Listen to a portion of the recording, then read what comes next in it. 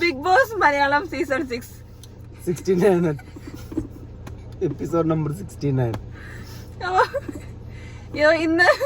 ഇന്ന് ഞാനാണ് ഏറ്റവും കൂടുതൽ, ഞാൻ ഭയങ്കര പ്രൗഡാണ് ഒരു സെലിബ്രിറ്റിന്റെ കൂടെ ഇരുന്ന് വീഡിയോ ചെയ്യാൻ പറ്റിയതില്. Thank you. അപ്പൊ ഇന്ന് മെയിൻ ആയിട്ടുള്ള സംഭവം എന്ന് പറയുന്നത് അപ്സരന്റെയും സായിയുടെയും ഫാമിലി എൻട്രി നടത്തിയതാണ്. സായിന്റെ എന്നാ വന്നതല്ലേ? സായിന്റെ വൈഫ് എന്തൊക്കെ എന്തൊക്കെ കാട്ടുകിടണ. അയ്യോ അപ്പൊ ഇന്ന് മോർണിംഗ് ടാസ്ക് അല്ല, ഇന്ന് മറ്റേ പാട്ട് മോർണിംഗ് പാട്ട് വെച്ചത് അത് വന്നു. അത് കഴിഞ്ഞ് പിന്നെ മറ്റേ നേരെ മുട്ട ടാസ്ക് ആണ് വന്നത്. മറ്റേ കയ്യില് മുട്ട വെച്ചിട്ട് ആ ഇത് കൂടെ കുറെ സ്ഥലത്ത് കൊണ്ടുപോയിട്ട് ഒരു കൊട്ടല് കൊണ്ടുപോയിടാം. എന്നിട്ട് അതായത് ആദ്യം ഇവരെന്നെ പറഞ്ഞു, ബിഗ് ബോസിനെ പറഞ്ഞു ജഡ്ജസ് നിങ്ങളുടെ ഇടയിൽ തന്നെ എടുക്കണം, നിങ്ങൾ തെരഞ്ഞെടുക്കണം എന്ന രീതിയിൽ പറഞ്ഞു. അങ്ങനെ ജാസ്മിൻ, നോറ, റസ്മിൻ, അപ്സര ഇവരാണ് എടുത്തത്. അതിൽ ഓരോരുത്തരെ തീരുമാനിക്കണം ആരെയൊക്കെ എടുക്കണം എന്നുള്ള ആ ടീമിന്. അപ്പൊ ജാസ്മിൻ നൈസായിട്ട് ടണൽ ടീമിനെ എടുത്തു. കാരണം ജാസ്മിൻ കുറെ ദിവസം 2-3 ദിവസം പറയുന്നുണ്ട് അവരുടെ ടീം കള്ളക്കളി കൊണ്ട് അവർ അങ്ങനെ ചെയ്യുന്നുണ്ട്, നോട്ടിട്ട് വെച്ചിട്ടുണ്ട്. അപ്പൊ സിജോന്റെയും സായിന്റെയും ടീമാണ് ജാസ്മിൻ ജഡ്ജ് ചെയ്യാൻ വേണ്ടി എടുത്തത്. പിന്നെ ബാക്കിയുള്ള 10 മറ്റൊക്കെ എടുത്തു. അങ്ങനെ അതില് ജയിച്ചത് നമ്മുടെ സായിന്റെ ടീമും ജിൻഡോയുടെ ടീമും 4 മുട്ട വെച്ചെടുത്തു. അവിടെ കുറച്ച് അടി ഉണ്ടായിരുന്നു. ജിൻഡോയുടെ ടീമില് ജിൻഡോ മാത്രം 2 മുട്ട തുടക്കത്തിൽ കൊണ്ട്. അതെ, ജിൻഡോ വിചാരിച്ചു ജിൻഡോ ഫുള്ള് കണ്ട് ഇടാൻ പറ്റുമെന്ന് വിചാരിച്ചു. പിന്നെ നടന്നില്ല. അത് കഴിഞ്ഞിട്ട് പിന്നെ സായിന്റെ ടീം എന്ന് പറഞ്ഞാല് അവര് 6 ഇട്ടിരുന്നു. അത് സിജോ എന്തോ കള്ളക്കളി കാട്ടി പറ്റും. അത് ചവിട്ടിനെ കാര്യം പറഞ്ഞു. അത് അവർക്ക് വാദിക്കാം, ആ ഒരു സംഭവം ഉണ്ടായിരുന്നു. അത് കറക്റ്റിൽ ചവിട്ടാതെ മറ്റേ നിലത്താണ് ചവിട്ടിന്ന രീതിയിൽ സംസാരിക്കുന്നുണ്ട്. അപ്പൊ അത് നടന്നു. അങ്ങനെ ജാസ്മിൻ ആണെങ്കിൽ ഇങ്ങനെ കുമ്പിട്ടൊക്കെ ഉണ്ട്, കൈത്തണ്ട തട്ടുന്നതൊക്കെ. ഇവരെന്തെങ്കിലും കള്ളത്തരം കാട്ടുന്നത് പിടിക്കാൻ വേണ്ടിട്ട് തന്നെ ഇരിക്കുകയാണ്. അതെ, അപ്പൊ അത് ജാസ്മിൻ കറക്റ്റ് അവിടെ ഇങ്ങനെ കൈ വെക്കുമ്പോ കൈത്തണ്ടയിൽ തട്ടുന്നിട്ട് അടിയിൽ കൂടെ ഒക്കെ നോക്കിയിട്ടാണ് ചെയ്യുന്നത്. ഭയങ്കര ജാസ്മിൻ ഭയങ്കര അതിൽ നിന്നുട്ടോ. അപ്പൊ ടണൽ ടീമിന്റെ ഇതിന് ജഡ്ജ് നിന്നിട്ട് അവരെ ഭയങ്കര ഇതായിരുന്നു, ഭയങ്കര പ്രശ്നമായിരുന്നു. ഇത് എന്തായി അവസാനം ജാസ്മിന്റെ ടീം ഒരു മുട്ട ഇട്ടില്ല, നോറന്റെ ടീം ഇട്ടില്ല, അതേപോലെ ജാസ്മിന്റെ ടീം മുട്ടിട്ടില്ല. അങ്ങനെ മുട്ട ടാസ്ക് ജയിച്ചില്ല. അപ്പൊ അതുണ്ടായിരുന്നത്. അപ്പൊ അങ്ങനെ അവര് മറ്റേ 10 ടീമും ജിൻഡോന്റെ ടീമും സൈന ടീമും 2 പോയിന്റ് അല്ല ഒരേ പോയിന്റ് ആയിട്ട്. അപ്പൊ ഒരേ പോയിന്റ് ആയിട്ട് ഇപ്പൊ മുന്നിൽ നിൽക്കാണ്. പിന്നെ ബാക്കിയുള്ള 0 ഉള്ളവർക്ക് 0 പോയിന്റ്. അത് കഴിഞ്ഞിട്ടാണ് കുറച്ച് കഴിഞ്ഞപ്പോ വാവോ വാവയെ പറഞ്ഞ പാട്ടൊക്കെ വന്നത്. ആ പാട്ട് വന്നു. അതിലെല്ലാരും കൂടി ഇങ്ങനെ നോക്കിക്കുന്നു. നമ്മുടെ അപ്സരയുടെ അമ്മ ഒരു പാവക്കുട്ടീനെ വെച്ചിട്ട് ഗേറ്റിൽ മഴ ഉണ്ടായിരുന്നു. അപ്പൊ നല്ല രസമുണ്ടായിരുന്നു കാണാൻ. പറയാൻ പാടില്ലേ, നല്ല രസമുള്ളൊരു അമ്മയായിരുന്നു, നല്ല രസമുണ്ടായിരുന്നു. നമ്മൾ അഭിഷേകിന്റെ അടുത്ത് വന്നിട്ട് വേറെ ആരും ചെയ്യാത്തൊരു കാര്യമാണ്. അഭിഷേകിന്റെ അടുത്ത് വന്നിട്ട് സെന്റിമെന്റ്സ് അഭിഷേകിന് അങ്ങനെ വിചാരിക്കണമെന്നുണ്ടാവില്ല. എന്റെ പൊന്നുമോനെ ഞാൻ നല്ല രീതിയിലാണ് സംസാരിച്ചത്. അപ്പൊ അത് അഭിഷേകം സ്ട്രൈക്ക് ചെയ്തു. എന്റെ കത്ത് ഒരു വൈറലായി, ഋഷിനോട് പറഞ്ഞിട്ടുണ്ട് എന്റെ കത്ത് വൈറലായി എന്തോ ആയിട്ടുണ്ട്, അതുകൊണ്ടാണ് അമ്മ വന്നങ്ങനെ സംസാരിച്ചത്. അപ്പൊ ഋഷി പറഞ്ഞു എനിക്കും തോന്നി എന്നൊക്കെ പറഞ്ഞു. അപ്പൊ അമ്മ അങ്ങനെ കേറി. അപ്പൊ അമ്മേനെ കണ്ടിട്ട് അപ്സര കരഞ്ഞു, കെട്ടിപ്പിടിച്ചു, ഒക്കെ സാധനങ്ങളൊക്കെ ഉണ്ടായിരുന്നു. അത് കഴിഞ്ഞിട്ടാണ് നമ്മുടെ എന്റെ ആൽബിച്ചേട്ടൻ എവിടെ ചോദിച്ചിരിക്കുന്നു. ഷൂട്ടിങ്ങിന് പോയി മോളെ, അതുകൊണ്ട് അമ്മ കഷ്ടപ്പെട്ട് തോണ പറയാൻ നിൽക്കുന്നു. എന്താ പറയണ്ടെന്നുണ്ട്. അപ്പൊ അങ്ങനെ പറഞ്ഞു ഷൂട്ടിന് പോയതാണ്, വരാൻ പറ്റും. അപ്പൊ ഏതാ സിനിമ ജയിക്കുമ്പോ ഒന്നും പറയാനും കിട്ടുന്നില്ല. ഏതാ മോളെ എനിക്കറിയില്ല. അമ്മേന്റെ കാലത്തുള്ള സിനിമയൊക്കെ പറഞ്ഞു. അപ്പൊ അറിയില്ല എന്നൊക്കെ പറഞ്ഞു. പിന്നെ പെട്ടെന്നാണ് മറ്റേ 2 പേര് വന്നത്. 2 പേരും കൂടി, അതായത് ഒരു കള്ളനെ പിടിക്കാൻ പോണ ഒരാളെന്ന രീതിയില് ആദ്യം പേടിപ്പിച്ചു നോക്കിയത് ജാസ്മിനാണ്. ജാസ്മിൻ ഇങ്ങനെ അന്ന് വിട്ടിക്ക. ജാസ്മിൻ അടിച്ചപ്പോ അത് കഴിഞ്ഞാൽ അപ്പൊ ആൽബി ചേട്ടൻ അങ്ങോട്ട് ഉള്ളിക്ക് കയറി. പിന്നാലെ മറ്റേ ഒരാളും കൂടി പിടിക്കാണ്ടായിരുന്നു. അപ്പൊ അവർ 2 പേരും കൂടി ഒരു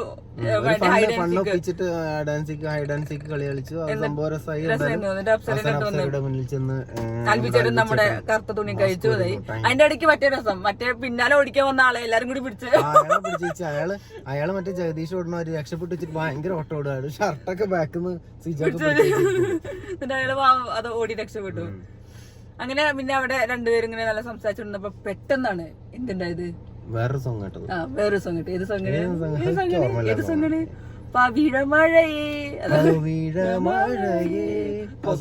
കോപ്പിറൈറ്റ് അടിക്കാൻ ഞാൻ ടൂണ് മാറ്റി പാടിയത്. അങ്ങനെ ആ ഒരു പാട്ട് വന്നു. അങ്ങനെയാണ് നമ്മുടെ തുറന്നതും അതാ ഒരു സുന്ദരിയായ ഒരു കുട്ടി ഇങ്ങനെ നടന്നു വരുന്നു. നടന്നു വരുന്നു. ആരാ ആരാ അങ്ങനെ നമ്മുടെ സ്വന്തം സായിയുടെ സ്വന്തം ഭാര്യയായ സ്നേഹ സഹധർമ്മിണി. അതെ, ബിഗ് ബോസ് പറയുന്നത് സ്നേഹ അല്ല, സായി കൃഷ്ണന്റെ സഹധർമ്മിണിയായ സ്നേഹ. ഞാൻ നോക്കുമ്പോ ബിഗ് ബോസ് പറയണ സഹധർമ്മിണിക്ക് എന്താ ബിഗ് ബോസിലേക്ക് സ്വാഗതം പറഞ്ഞപ്പോ ഇവളും ഉണ്ടാക്കുന്നുണ്ട്. സഹധർമ്മിണി എന്ന് എന്താ മനസ്സിലാവാതെ ഞാൻ അറിയാതെ വേറെ ആരെങ്കിലും കൊന്നു കയറ്റിണ്ടെന്നൊക്കെ പറഞ്ഞിരിക്കുന്നു. നല്ല വിറ്റായിരുന്നു. അത് അങ്ങനെ സുന്ദരിയായ സ്നേഹ ആ ഡോറ് തുറന്ന് വന്നിരിക്കുന്നു. നല്ലൊരു സീനായിരുന്നു. എല്ലാരും എന്നെ കെട്ടിപ്പിടിച്ചു. സീനായിരുന്നു, പക്ഷെ അത് കട്ട് ചെയ്തു ബിഗ് ബോസ്. അല്ല, ഇന്ന് എപ്പിസോഡിൽ കുറച്ച് കാണിച്ചു. ഞങ്ങളൊരു കിസിംഗ് സീനൊക്കെ ഉണ്ടായിരുന്നു. ഞാൻ ഇവിടുന്ന് എങ്ങനെ പറഞ്ഞു വിട്ട കുട്ടിയാണെന്ന് അറിയാം. വളരെ നന്നായി നോക്കി പറഞ്ഞിട്ട് അവിടെ പോയി കിസ് ചെയ്യാൻ പോയിട്ടുണ്ട്. ഞാൻ എന്റെ ഭർത്താവിനെ കിസടിച്ചത് ആൾക്കാർ ഞാനുണ്ട് നന്ദനൊക്കെ ഇവിടെ ചെറുപ്പക്കാരായ ആളുകൾ ഇത് കണ്ടിരിക്കില്ലേ? അവിടെ ഫുള്ളുണ്ട് സിംഗിൾ പസംഗ്. അതാണ് കൊറേ ആളുകളുണ്ട് ഞാൻ പോയില്ല പറയണം. പോകാനുള്ള സാഹചര്യങ്ങൾ പലതും സാഹചര്യങ്ങളുടെ സമ്മർദ്ദം മൂലം അങ്ങോട്ട് പോകാൻ പറ്റിയില്ല. അങ്ങനെ ഞാൻ എന്റെ മനസ്സ് മുഴുവൻ അവിടെ ഉണ്ടായിരുന്നു. അല്ല, അവിടെ മാറി പറഞ്ഞ് നടക്കുന്നു ജിത്തുവായി എന്ന് പറഞ്ഞിട്ട്. അതിന്റെ ഇടയ്ക്കാണ് സായി എന്നോട് ആരാ വന്ന്, ജിത്തുവായി വന്നോ, അച്ഛൻ വന്നോ? ഞാൻ ഒന്നേ ഒന്നുമില്ല, ഒക്കെ സസ്പെൻസ് ആണ്, ഒക്കെ ഞാൻ അങ്ങനെ തട്ടി കളിക്കുന്നു. ഞാൻ സായിനൊന്ന് മറ്റേ സായിന്റെ അന്ന് പറഞ്ഞവര് എന്റെ ഹൃദയം അടിക്കുന്നവർക്ക് അടിക്കണ്ടായിരുന്നു. അങ്ങനെ തന്നെ ഒന്ന് ഇട്ട് കൊടുക്കാൻ വേണ്ടി തന്നെയാണ് ഞാൻ എനിക്കറിയില്ല എന്നൊക്കെ നിങ്ങൾ പറഞ്ഞോണ്ടിരുന്നത്. എന്നിട്ട് പിന്നെ ഞങ്ങളല്ല സ്നേഹ സായിനെ ഇഷ്ടപ്പെടുന്ന ഒരുപാട് ആളുകൾ അങ്ങനെ പറയണം ഇങ്ങനെ പറയണം എന്നൊക്കെ പറഞ്ഞിരുന്നു. എല്ലാവർക്കും സംതൃപ്തി ആയിട്ടുണ്ടാവും. സ്നേഹ പറയാൻ പറ്റുന്ന കാര്യങ്ങൾ. അതെ, നിങ്ങൾ ഇതിൽ കാണാത്തത് ലൈവില് ഞാൻ കുറെ കാര്യങ്ങൾ പറഞ്ഞു കൊടുത്തിട്ടുണ്ട്. മോനെ ഉണരൂ മോനെ കുറെ കാര്യങ്ങൾ പറഞ്ഞു കൊടുത്തിട്ടുണ്ട്. സായിക്ക് ഓൾറെഡി മനസ്സിലായ കാര്യം തന്നെയാണത്. സായി പറഞ്ഞു എനിക്ക് സായിക്ക് തന്നെ അറിയാം ഇങ്ങനെ സായി ഇഷ്ടപ്പെട്ട് കളിക്കാൻ ആ കളി പുറത്തുള്ള ജനങ്ങൾക്ക് അത്ര അങ്ങോട്ട് ഉൾക്കൊള്ളാൻ പറ്റിയിട്ടില്ല എന്നുള്ളത് സായിക്ക് മനസ്സിലായിട്ടുണ്ട് എന്നുള്ളതാണ് അല്ലേ നമുക്ക് മനസ്സിലായത്. എന്നാലും സായി പറയണത് ആ കളിയാണ് സായി കളിക്കാൻ ഉദ്ദേശിക്കുന്നത്. സായി ആയിട്ട് കളിക്കണം, അത് തന്നെയാണ് വേണ്ടത്. നമ്മള് പ്രതീക്ഷിക്കുന്ന പോലെ സായി കളിക്കണം എന്നില്ലല്ലോ. നമുക്ക് സീക്രട്ട് ഏജന്റ് ആയിട്ട് സായി കളിക്കണം എന്നുള്ളത് പറയാം, അതൊക്കെയാണ്. പക്ഷെ സായി എങ്ങനെ കളിക്കണം എന്നുള്ള അവനല്ലേ തീരുമാനിക്കാം. അതെ, ഞാൻ പറഞ്ഞത് എന്താ പറയാ, സായി കൃഷ്ണൻ ഓർ കണ്ണൻ എന്ന് പറയുന്നത് ഫാമിലിയിലും പേഴ്സണൽ ലൈഫിലും ഒക്കെ നമുക്ക് നല്ലതാണ്. സീക്രട്ട് ഏജന്റ് പറഞ്ഞ ആള് ഗെയിമില്, അവിടുത്തെ ഗെയിമില് ബിഗ് ബോസ് ഹൗസിന്റെ ഉള്ളിലാണ്. ബിഗ് ബോസ് ഹൗസിന്റെ ഉള്ളിലെ ഗെയിമില് എല്ലാവർക്കും ഇഷ്ടം സീക്രട്ട് ഏജന്റിനെ കാണാനാണ്. ഞാൻ അത് പരമാവധി പറയാൻ ശ്രമിച്ചിട്ടുണ്ട്. ഇനി ബാക്കിയെല്ലാം സായിന്റെ കയ്യിലാണ്. എന്റെ സാധനം കഴിഞ്ഞു. വ്യക്തമായിട്ട് തന്നെ പറഞ്ഞിട്ടുണ്ട്, വീട്ടിൽ വന്നാൽ സായിയായിട്ടും കണ്ണനായിട്ടും ഒക്കെ നിൽക്കണം. ഞാൻ പറഞ്ഞിട്ട് വീട്ടിലാണെങ്കിൽ നമ്മൾ അങ്ങനെ തന്നെയല്ലേ കണ്ടിട്ടുള്ളത്. നമ്മളെവിടെയും വീട്ടിൽ നിന്ന് അല്ലാതെ സായി കൃഷ്ണൻ അല്ലാതെ സീക്രട്ട് ഏജന്റിനെ കണ്ടിട്ടില്ല. സീക്രട്ട് ഏജന്റ് അവിടെ ഒന്ന് റിയാക്ഷൻ ചെയ്യും, വീഡിയോ പറയും, വർത്താനം പറയും. അത് പല ആളുകളും വിചാരിച്ചിട്ടുണ്ട് സായി പ്രത്യേകിച്ച് ഇത് പറയും കൂടെ ചെയ്യുമ്പോൾ വിചാരിക്കുന്നുണ്ട് സായി വീട്ടിലും സീക്രട്ട് ഏജന്റ് ആണെന്നുള്ളത്. സായി ഞങ്ങളുടെ ഇടയിലൊന്നും സീക്രട്ട് ഏജന്റ് അല്ല, അല്ലെ? ഞങ്ങളുടെ ഇടയിലൊക്കെ സായിയാണ്. സ്ക്രീനിൽ വരുമ്പോഴും അല്ലെങ്കിൽ സായിന്റെ ജോബാണ് യൂട്യൂബിൽ ചെയ്യുമ്പോഴാണ് സീക്രട്ട് ഏജന്റ് ആവുന്നത്. ഇപ്പൊ നമ്മളാണെങ്കിൽ നമ്മള് ജോബ് ചെയ്യുമ്പോൾ നമ്മൾ ആ ഒരാളായിട്ട് പോകും, മാറും, പ്രൊഫഷണൽ ആയിട്ട് മാറും. അപ്പൊ ഇത് പേഴ്സണൽ ലൈഫിൽ നമ്മളാവും, അത്ര തന്നെ. അതെനിക്ക് തോന്നുന്നില്ല, സായിക്ക് തിരിച്ചറിയാൻ പറ്റാഞ്ഞിട്ടാണ് പ്രശ്നം. അതാണ് അതിൽ കാണുന്നതും പിന്നെ പുറത്ത് പറയണതും കാര്യങ്ങളൊക്കെ വെച്ച് നോക്കുമ്പോ സായി എന്തോ ഒരു ഭീകര സംഭവം പോലുള്ള ആളൊന്നും അല്ല. സായി വീട്ടിലാണെങ്കിലും വീട്ടുകാരോടാണെങ്കിലും ഇപ്പൊ അമ്മയോടാണെങ്കിലും അച്ഛനോടാണെങ്കിലും ഇവളടുത്താണെങ്കിലും ഇപ്പൊ ഞാൻ അടുത്ത് നിന്ന് കാണുന്ന ഒരാൾ എന്നുള്ള രീതിയിൽ ഇവരോടൊക്കെ ഭയങ്കര സ്നേഹമുള്ളയും ഇപ്പൊ ഒരു ഫ്രണ്ട് എന്നുള്ള രീതിയിൽ എനിക്ക് കിട്ടേണ്ട എന്നോട് കാണിക്കുന്ന സ്നേഹം ഒക്കെ എനിക്കറിയാം.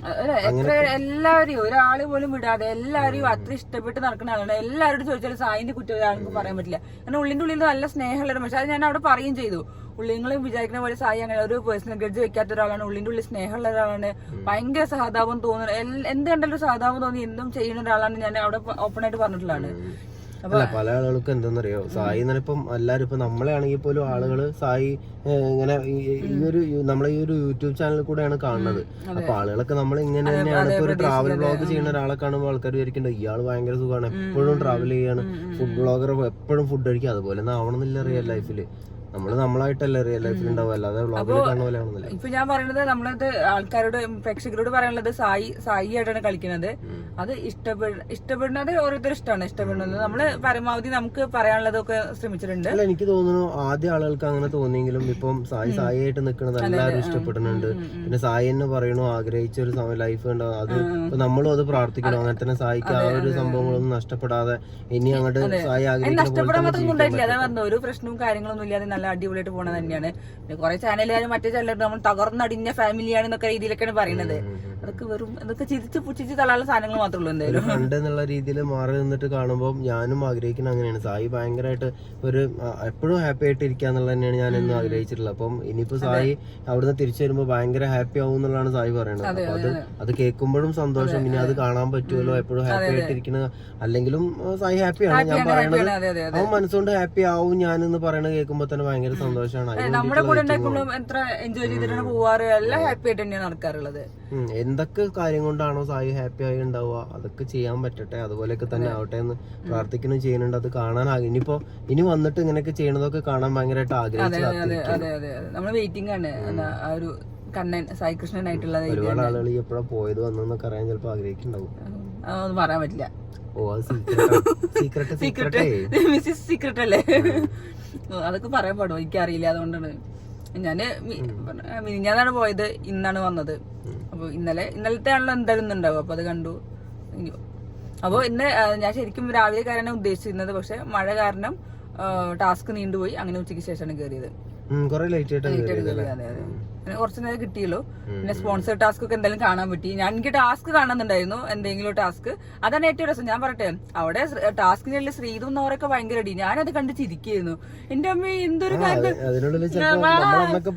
അവര് ഭയങ്കര സീരിയസ് ആയിട്ട് അടി കൂടും. ഞാൻ ഇത് കണ്ടിട്ട് ഇതെന്തെങ്കിലും എനിക്ക് ഭയങ്കര ചിരി വരും അത് കണ്ടിട്ട്.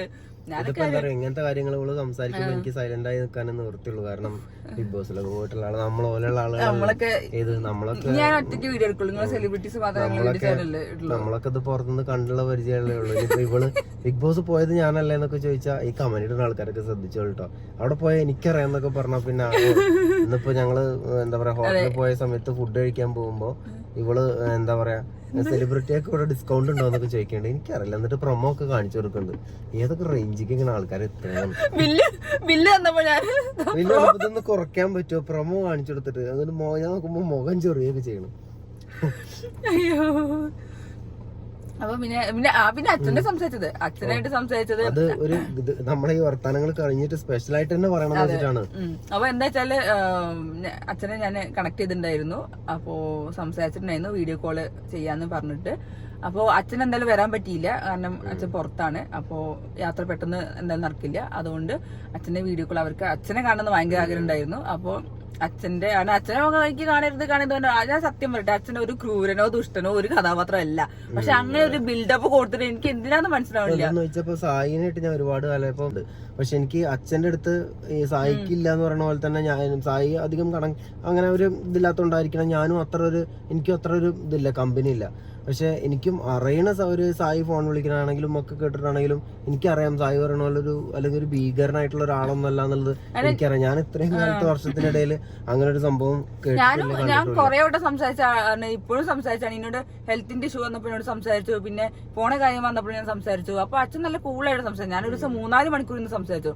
അച്ഛന് ആകെ ഉണ്ടായിരുന്ന ആ പറഞ്ഞ സമയത്ത് ഒരു വിഷമം അത്രേ ഉള്ളൂ. അത് അച്ഛൻ പറഞ്ഞോ കുഴപ്പമില്ല എന്ന രീതി. പക്ഷെ ഇന്ന് സംസാരിച്ചപ്പോ എനിക്ക് ഭയങ്കര ഹാപ്പിയായി. പലതും ഒരു മിസ്അണ്ടർസ്റ്റാൻഡിംഗ്, പിന്നെ കമ്മ്യൂണിക്കേഷൻ ഗ്യാപ്പ് അത്രേ ഉള്ളൂ. പിന്നെ സായി അത് നല്ല അടിപൊളിയായിട്ട് സംസാരിച്ചു.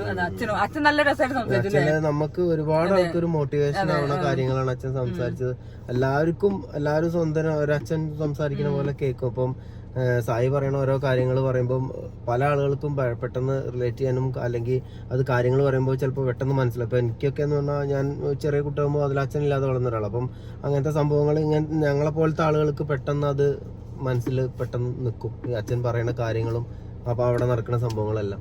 അപ്പൊ അത് നല്ല അടിപൊളിയായിരുന്നു. സായിക്ക് നല്ല ഹാപ്പി ആയി പറഞ്ഞു. ഞാൻ ഇറങ്ങി പോരാൻ നേരത്തെ ഞാൻ പറഞ്ഞു, സായി എന്നോട് പറഞ്ഞു ഞാൻ ഭയങ്കര ഹാപ്പിയായി, എനിക്ക് നല്ല സന്തോഷമുണ്ട്. അതിന്റെ മനസ്സിലൊരു വലിയ വിഷമായി കിടന്ന സംഭവങ്ങളാണ് അതൊക്കെ നമുക്ക് അറിയാം. അപ്പൊ ഇനി അതൊക്കെ തിരിച്ചു വരുമ്പോ ഭയങ്കര ഹാപ്പി ആവുമല്ലോ എന്നാലും ശരിക്കും നമ്മളിപ്പോ തന്നെ ഭയങ്കര സായി കപ്പ് മേടിച്ചൊരു സന്തോഷത്തിലാണ് നമ്മള് സായിക്ക് ഒരു ഹാപ്പിനെസ്, സായി ചിരിച്ചു കാണാൻ വേണ്ടി സന്തോഷിച്ചിരിക്കണ കാണാൻ വേണ്ടി ആഗ്രഹിക്കുന്ന ആൾക്കാരാണ് ഞങ്ങൾ രണ്ടുപേരും.